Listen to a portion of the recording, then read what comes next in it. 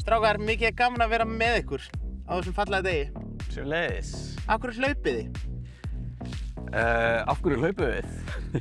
Sko, ég byrjaði ekki að hlaupa fyrir eftir fertugt og áttaði mig ekki á því fyrir þá. Það er mikil snilld að hlaupa. Sko, ég gerði nokkra tilraunir til að byrja að hlaupa, reyndar, fyrir fertugt, sko. En þá var ég alltaf svona bara búinn á því eftir, svona hálfan kílómetri kannski.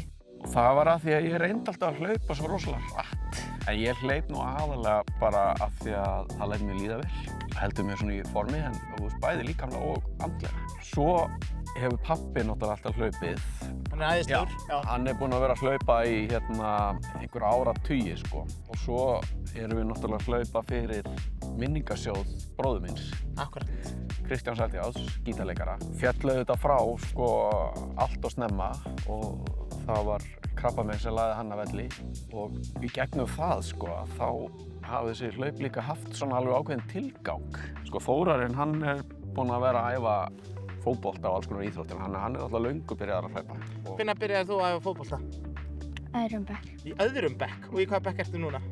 7. Vá, þannig að þetta er nú komin nokkur ár. Þú getur kannski sagt honum frá því hvað þú gerðir í fyrra? Ég var svona að reyna samt ef ég myndi ná 70.000, þá myndi ég hlaupa 10 km næst. Og ég náði því. Vá. Og þú hljópst 10 km í fyrra? Nei, núna. Núna? Þú ert að fara að hlaupa núna 10 km í Reykjavíkurmaraþoninu? Eins og ég?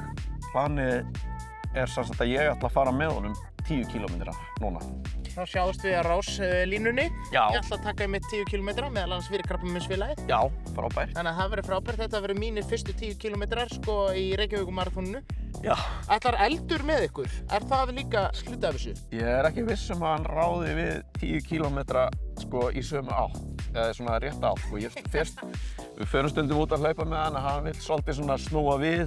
En strákar, ég óska ykkur svo góðra ferðar í Reykjavíkurmaraþoninu í ár og með það stásanlegt að mæta ykkur. Eigum við ekki að taka eitt svona léttan hring hérna saman? Og taka smá uppbytun. Er það ekki?